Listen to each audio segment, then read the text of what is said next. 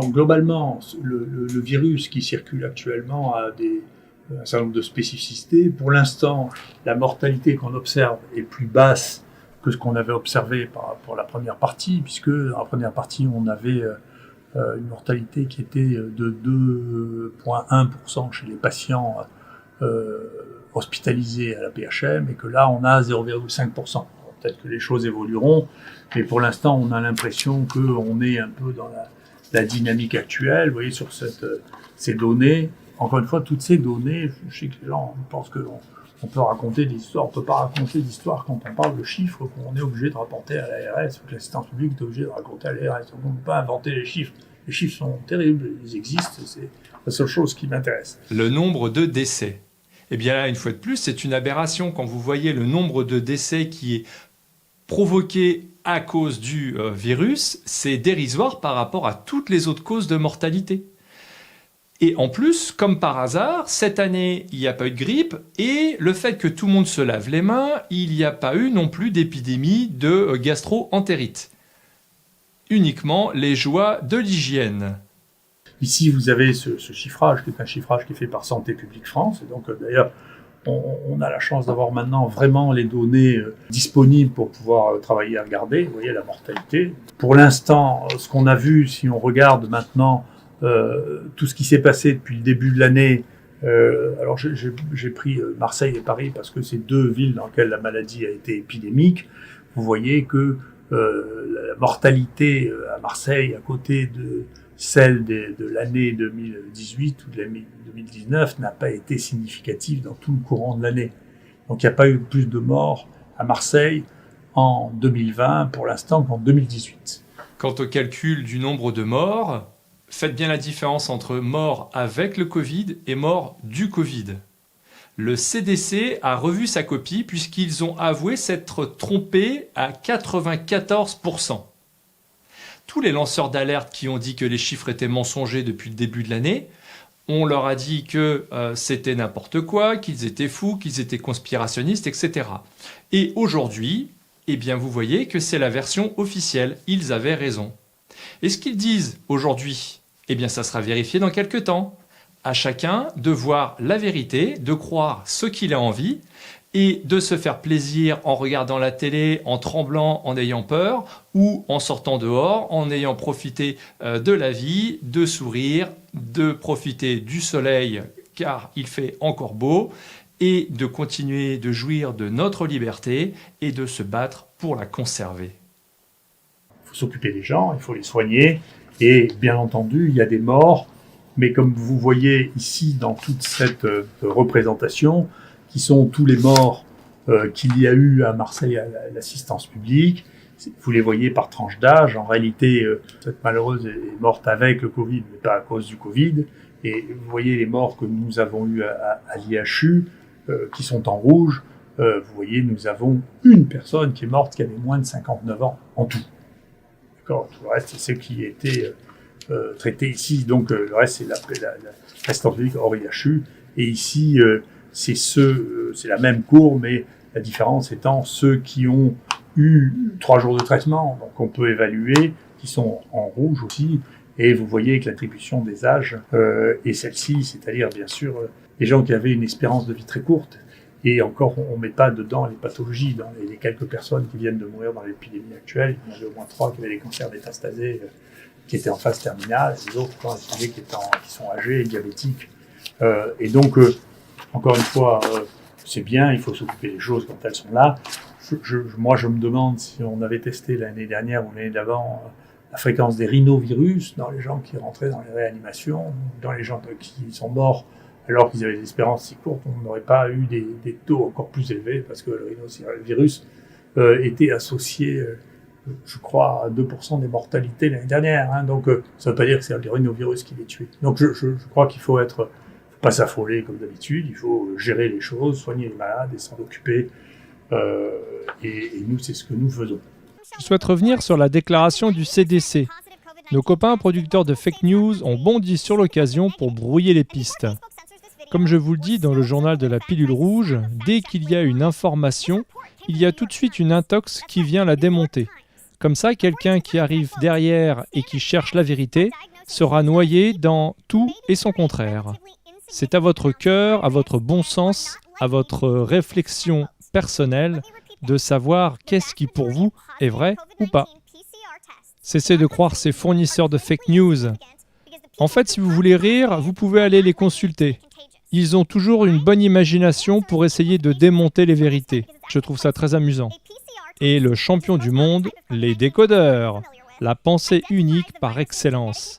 Ils sont là pour vous expliquer ce que vous devez penser. Lorsque les services publics affichent de nouvelles cartes de France avec des clusters, au lieu d'afficher le nombre de morts, vous n'y voyez que du feu. En réalité, il n'y a que des tests. Encore des rumeurs avec les faux positifs dont a parlé le professeur Raoult. Lui en a détecté 40%.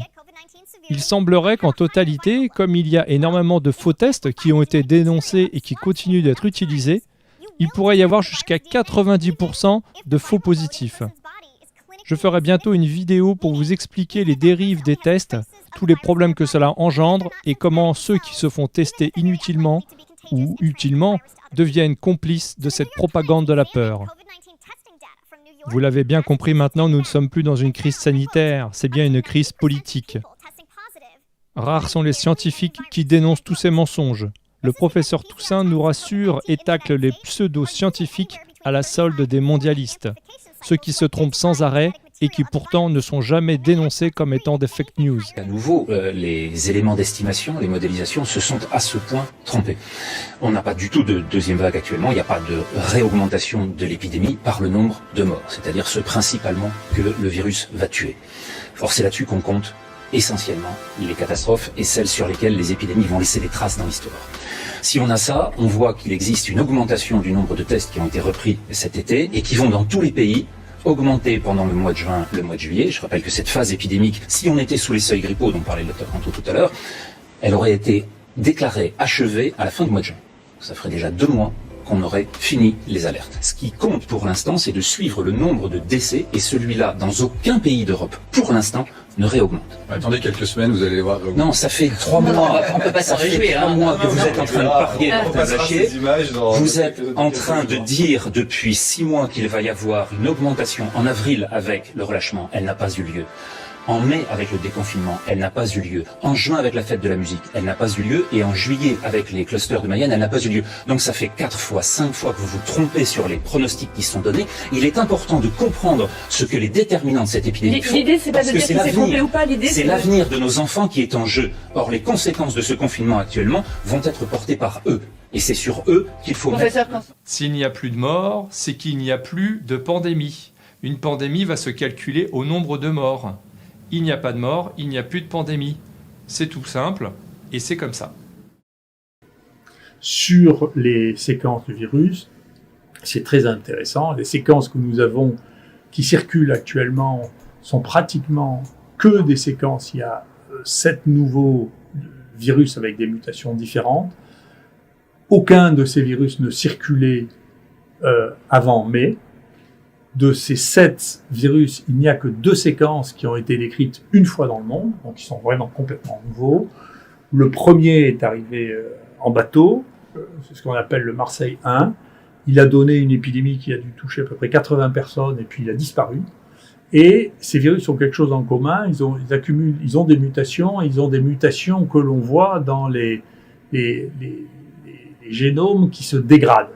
C'est-à-dire, il y a une mutation d'une base que l'on voit quand les génomes ne sont plus réparés. Et donc, il y a une augmentation considérable de la variabilité du virus actuellement. Elle est beaucoup plus variable, 10 fois plus variable maintenant que ce que l'on avait dans tous les génomes que nous avions avant mai. Ce phénomène commençait à se voir fin mai, il y a une équipe qui est en train de le décrire. Et donc, il y a là quelque chose qui se passe qui est très intéressant et qui montre une évolution différente de ce virus qui mute plus, mais avec apparemment dégradation qui explique peut-être, si les choses continuent comme ça, une sévérité différente d'un virus à l'autre.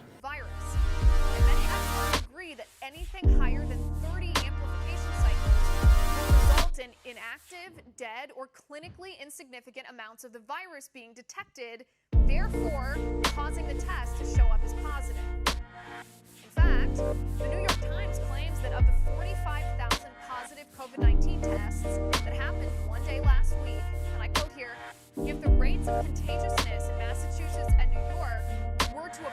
nationwide, then perhaps only 4,500 people may actually need to isolate and split tracing, end quote. So why is this important?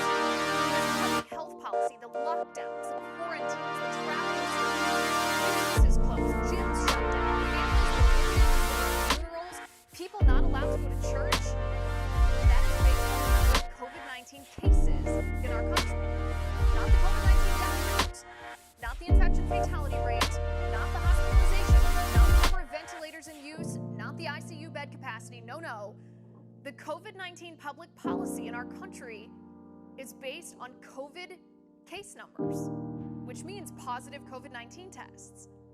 And according to the New York Times report, up to 90% of positive COVID-19 tests should be negative.